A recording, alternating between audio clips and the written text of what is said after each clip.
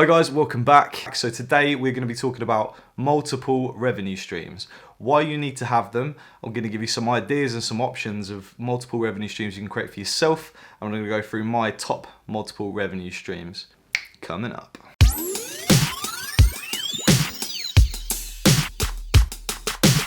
Okay guys, so multiple revenue streams, why do you need them? In my opinion, I think it's absolutely, especially in this day and age, in the internet day and age where there's so many opportunities out there for you to earn little sources of income here and there, I think it's absolutely necessary now. Because even if you had a job that was very secure, you think it's very secure, but you don't know what's around the corner. So having multiple streams of income in this day and age, I feel is necessary, whatever shape or form that may be. So I'm going to go through some of my top revenue streams personally, and maybe that'll give you some ideas of stuff that you can do to generate more income for yourself as a hedge to de-risk your life, to de-risk your income streams. If you've got more, the merrier. Because if this one goes and you've still got this and this, job's a good one. If this one goes and you don't have these, then you're in a pickle, aren't you? So let's go through my top revenue streams. So on a list of highest to lowest: Amazon, retail arbitrage, online arbitrage. Okay, this is something that I've been building for 3 years, so I've got many systems in place, processes in place that allow me to be very good at what it is that I do. Now, it's a huge chunk of my income. It is probably, I'd say 80% of the income that I make is through Amazon, OA, RA.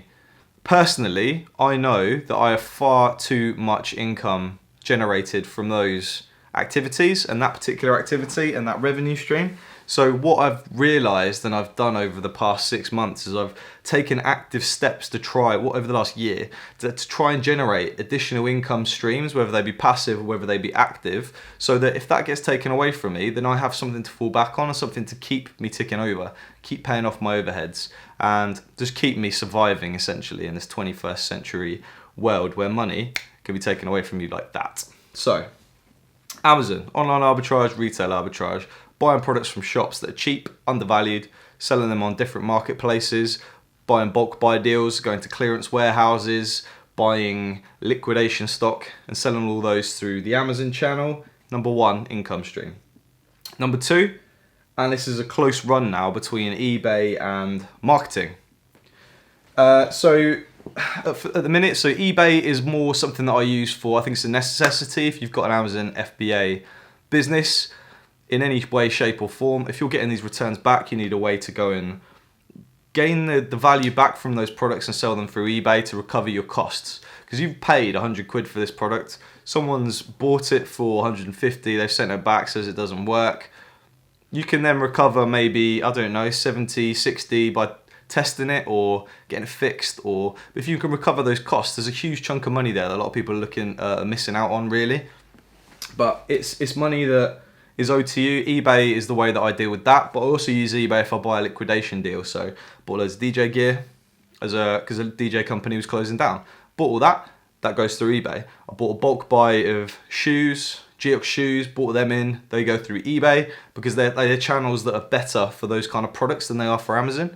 Because some of them weren't immaculate, some of them had damaged boxes or whatever that may be. But on eBay, I can put the photos up, the customer knows exactly what they're getting. So eBay is my second highest revenue stream. But I think probably has overtaken it now is marketing. So marketing, managing people's social media channels for them, creating content, video content, photography content, and distributing it in a way that's going to bring their customers back. And then using those assets that I now can create, a lot of it which I learned through doing YouTube actually, but using those assets that I can create and then pushing them out through paid advertisements, whether that be paid advertising through Facebook, paid advertising through Instagram, paid advertising through Google, and then something I'm going to look to do soon is pre-roll videos through YouTube. So this marketing agency is something new. It's only been generating revenue for 1 month now, but it's already quickly becoming my priority. Because I know that that's something whereby if I have customer A, customer B, customer C, customer D, if I lose customer A, I've still got 75% of my income. Whereas if I was on a platform such as Amazon or eBay, if Amazon say, no, you can't use our platform anymore, and I just lose 80% of my income like that, that's a big issue. It's very easy to get suspended on Amazon. It's very easy to get suspended on eBay. Even Nick Hills, hi Nick, if you watch him, he got suspended quite recently, and he's like the OG. He's the godfather of eBay, on YouTube at least. But he got suspended the other day by listing a knife, I think it was. But other people were selling them just fine. But this is one of those things that if you're playing in someone else's playground, they can say, don't come play. You can't come and play in our playground. So the reason I'm veering more towards doing marketing now, one, it's something I love. I've got great experience in it. I used to do a lot of the marketing for Argos for our particular product ranges, which was probably the best bit of my job. Really, really loved it. Working with the marketing teams from the brands, developing campaigns, these digital strategies. I absolutely love it, if I'm honest. And that's something that I want to use as a priority, and that's something I'm going to be focusing on and trying to move away from these other revenue streams. But the problem is Amazon and eBay are just so damn profitable for me that I can't step away. So I'm going to try and segue maybe more into the marketing and leave the rest of it behind, but they're businesses that are still going to continue to run. I'm just going to try and automate them as much as possible to save time. As you know, if you watch this channel, love automation. Okay, so next on the list, and this is a group of things that probably come sort of together at the same time, but it's YouTube. So YouTube in itself is not a good way to make money at all. If you're ever considering it, you do it as something that's fun. You just do it because it's fun. So I did it, I started it because it was fun, but being a business person, I thought maybe in my head, in the future, this could become a revenue stream for me. And it has, but is it worth the time? Absolutely not. So just to go for YouTube, just in general, you now need to get 1,000 subscribers to your channel. So currently I think I'm just shy of 1,500. Thank you everybody for subscribing. Pleasure to have you here. But of those 1,500 people, it took me one entire year, and that's releasing one video per week, to get to 1,000 subscribers on YouTube, okay? And then when I got to 1,000 subscribers, I needed 4,000 hours of watch time. So thankfully, I've got some content which is, I've got some very long form content. Some of it's very educational from start to finish, and people will want to watch from start to finish, which keeps people on the channel. It almost took 1 year to the day to get to 1,000 subscribers. And then for the extra 4,000 hours of watch time, that took another month, I think it was, okay? And then, what does that entitle me to? So, then YouTube pays you for advertisements they put before the video, and then you will earn ad revenue on that. It's really pathetic number, I'm not gonna lie to you. So what I'm actually earning is $56.94 in ad revenue per month. Okay, now let's put that into context. I invest probably between 5 and 10 hours per week creating this content for you guys, so that you can learn and benefit off some of the journey and some of the steps that I'm taking. Like this one, I'm talking about my revenue streams. Very interesting for you guys. Still takes me about 5 to 10 hours a week to produce. Because once I finish filming this now, take it upstairs, I edit it, add my little bits and bobs in, cut out all the crap because I do a lot of waffling. As you know, I'm trying to edit less now, I'm trying to just deliver stuff straight. But time consuming, you know, it takes a lot of time. And they're going to pay me $56. So at the current exchange rate, I could probably expect to take £40 a month in terms of, income. So that's probably about £1 an hour. If I was to say each video takes me 10 hours. When it comes to scripting it, putting my ideas together, putting it together in a succinct way, taking it upstairs, editing it, publishing it on YouTube, and then going and replying to all the comments that you guys, £40 a month is not a lot of money, but it would probably pay for a phone contract or something like that. So, if you've got time, it's worth it. But YouTube is not a good revenue stream, but the benefits of being on YouTube is, one, you can meet new people. I've made new business contacts through this, and I've made some really good business contacts that have paid dividends for the fact that I'm here online and I'm talking to you guys. Fantastic. Secondly, I do something called affiliate marketing. So there's a video that I did, and it's the video I invested the most time into, because I wanted to, I looked at everyone else's video content on this particular topic, And what I did is I said, well, none of that's good enough.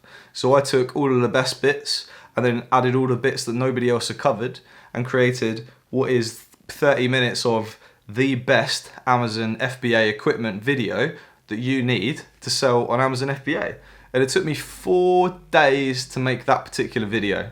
So scripting it, getting all the equipment together, doing product shots of me using each of the individual items, separating it out into particular sections of how you prepare your product. It's a very, very well thought out video, but I did it because nobody had done it well out there. And then secondly, this was an opportunity for me to actually monetize this channel a little bit, because if I give you guys value and say, here's products that you need, and then I'll provide a link down the bottom of the description, and there'll be these links in the bottom of this video as well, so go take a look. But if you go on Amazon, click my link and buy that product, I'll get a very tiny kickback from you buying that. I think it's 5%. So if you buy a tape gun for £10, I'll get 5p, We're not talking big numbers here, but that is a far, far, far, far better revenue stream than YouTube would ever be. But it's because I put the time in to make the best content for you guys. So that's that. So in terms of revenue, I might have a little look. No, I can't be bothered. So in terms of revenue from that, I think the best month I ever did, I did £70 in a month off of that video. And it probably is just off one video. So if you can help people out with a piece of content that advises people of which products to buy, that's why there's so many tech review channels on YouTube. Because people review technology, people go, oh yeah, I do want to buy that. Use the link, buy the product. That person gets a kickback for putting their time in. So affiliate marketing has quickly become a lot higher revenue stream than YouTube will ever be in terms of their ad revenue. So whilst it was exciting the day I got to 1,000 subscribers and 4,000 watch time, it wasn't that exciting really when you come to think of it. So affiliate marketing is a very good way to earn money. Another thing that YouTube has provided me is the ability to make sponsored videos for people. So I did a video sharing another income stream for you, which is one that's on the list, I might as well go into that now. This income stream is called match betting. So you take the free bets that these gambling sites will give you, and you place that bet down and then place an opposite bet, and you take the difference. And there's people that have made full-time income out of that in the past. It's not so much the heyday anymore, but it's definitely a very good way to make an extra £800, £1,000 without too much thought. So match betting is something that is on the list for you to do. I don't do it too much anymore, but I did do it a lot, and I have made probably £1,500 additional revenue just off of that. I've done a video, you'll find it down below, but that was a sponsored video. So that's another thing that YouTube have allowed me to do. So someone will say, oh, here's £500, here's £1,000, here's £200, here's £100. Can you do a video about my product? Now, I don't do a lot of these things that get offered to me because I don't feel like they're beneficial to you guys as my audience. You guys are the #1 priority. But if I do feel that it's beneficial and I can make a small cut out of it for the hours of time that I invest, then I will. And I'll share it with you guys as well, and you guys can profit. So essentially, paid videos, affiliates, YouTube, all wrapped up in a nutshell, plus the business opportunities come off the back of it, makes this worthwhile. Is it a huge opportunity in terms of making lots of money? Probably not, but it's something I needed to share with you guys. I've invested a year, I'm finally at the place where I'm starting to make a bit of money off it, but it's a commitment. So if you're thinking about doing this option, it is a commitment, so just keep that in mind. Let's have a little break. So the last benefit of me being on YouTube, obviously, is that I'm coming on here trying to teach you guys. That's probably the main reason to start a YouTube channel, if you can teach people, because it's educational content. People want to come back every week and see and learn from someone who's experienced. But being on YouTube has allowed me to offer my services as a coach. So if people are interested in getting into this industry, getting into the retail arbitrage, online arbitrage, using Amazon, just business in general, as someone who spent 3 years working for himself, just being an e-commerce professional, essentially, plus the 4 years experience I've got as a retail head office. I've got 4 years of business degree, knowledge. How can I monetize all of that education that I've got? Is through coaching. And one way for me to monetize all of that knowledge and, education that I have is to coach other people of how to do it. So that is a huge opportunity, and it's an opportunity for you guys as well. If you've got a particular skill, you can go ahead and teach that. but I must say that YouTube has given me the audience and the platform to tell people about what it is that I know and demonstrate my skills to the point where they've come to me and they'll reach out. Now, I'm spending a lot of time on this channel going through comments and answering questions and answering emails and answering DMs. So the time is becoming quite a lot. So I think what I might have to do in the future is I might have to move it to a new platform. I might have to change the pricing because I can't actually keep up with the amount of interest and questions I'm getting asked. Love it. I've answered everybody so far, any questions that they've had, so appreciate you answering the questions, and hopefully you've appreciated my assistance. But I think in future now I'm gonna have to start charging a reasonable rate for it, because the time just outweighs what I'm getting paid, and I seriously have too many opportunities in front of me to spend too much time in something that's a low value activity for me. So I hope you understand. Anyone who's on my Patreon currently, I think I'm gonna have to shut that down, because one, I get paid in dollars.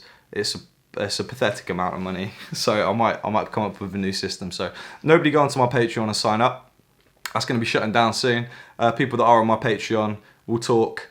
I might move you over on a really good rate to the new coaching business. But the people I've met, fantastic. I've met some really, really great people, and it's been really enjoyable to get to know people and understand their ambitions and share the knowledge that I've got. So yeah, really, really rewarding thing to do. It's just taking up a lot of my time at the minute. But hey, if you've got a skill, teach it.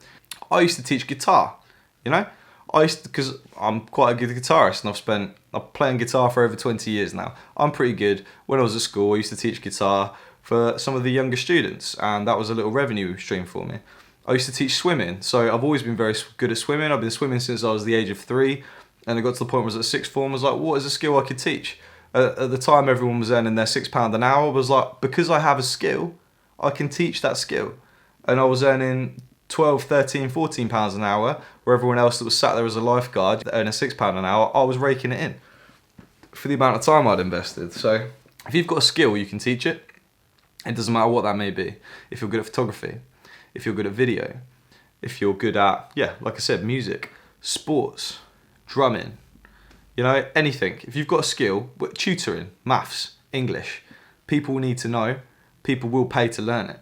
So always consider that as an option. If you're ever stuck or you're not making too much money, set up a little side hustle where you can teach people a skill, because people want skills, and people can struggle through and try and teach themselves things, but people would much rather just pay somebody to learn how to do things properly, in my opinion.